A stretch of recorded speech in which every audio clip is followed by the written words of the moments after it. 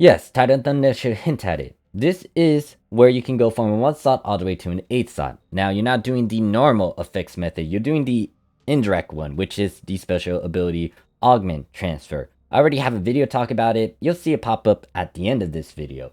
But yes, you can get a 1 slot all the way up to an 8 slot.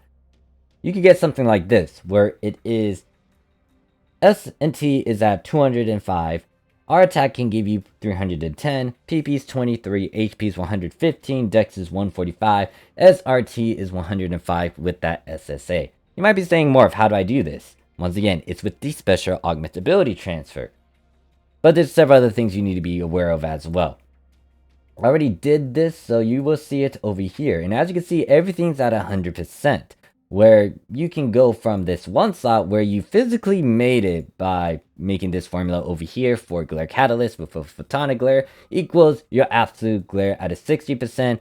Use a 40% ability success boost or wait for a boost week and then add a 30% on top of that. That can push it to 100. And then after that, you see a bunch of hundreds from there on out as you slowly get to an 8 slot. This is great, right? Yes and no. This is great if you have a bunch of resources and you want to safely get there and not do as much work. But the problem is you're using so many resources, and this goes into a bunch of the other videos that I have already covering this, especially with your mission badge currency along with the transferability passes. This is why when they first released this over on Global, I stressed and said to some people, you should get them. Because it's going to take a lot of these passes to do something like this, or at least do it 3 times the number. If you're wondering how many passes you are using, let's do some quick math now. So to do this first process, it costs 5 passes. To go to the next one, it's another 5. The next one is another 5. So now it's 15 right there with these 3. Now do 15 plus 15, that is 30. 30 plus 25 is 55. 55 plus 100 is 155. Do you have 155 passes just to do this for 1 unit piece?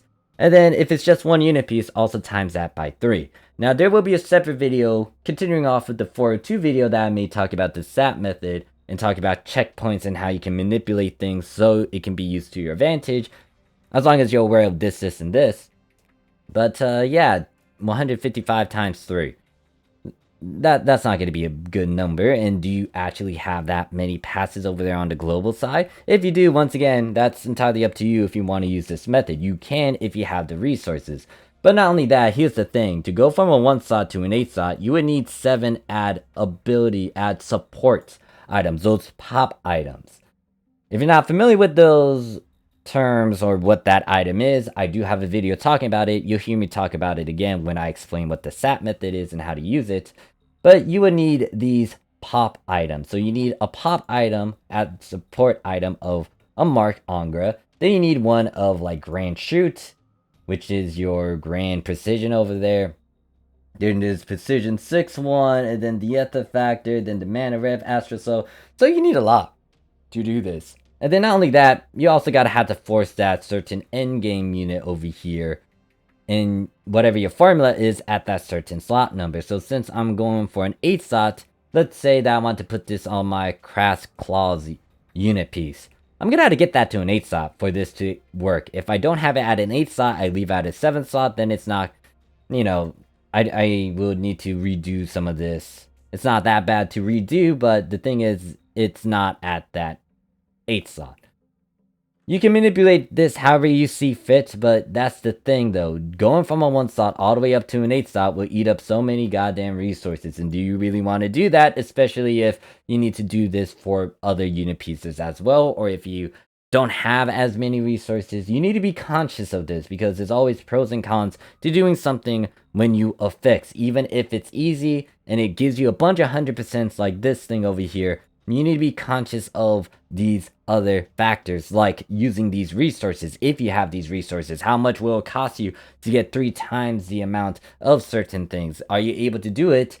Are you able to go through all of these slots to get to that end game one, to that 8 slot, your ideal end game formula? Do you have as many passes? Do you need to dumb it down? Do you need to adjust, etc., etc.? So There's a bunch of videos you can watch. You can look at them. You can find them in the description where I talk about mission badges, why you don't want to exactly make Astral Soul at the factor mana rev in the very beginning, so you can try to go for Guardian Soul. You might want to reconsider some things, especially if it does open up different avenues later on, like how certain seasonal urgent quests will give you more of these drops. It will make it easier to farm for it to the point where it's going to be cheap.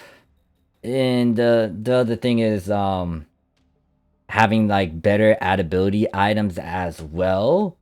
Add ability support items, mind you. There's a lot of things, but you just need to be aware of these. So that is it for this video. It's like, yes, you can do this method, especially if you have all these resources, but do you really want to do it? Or do you have all these things to do it? That is it. If you have any question, comment, concerns, put it down below. I'll see you guys in the next video. Peace.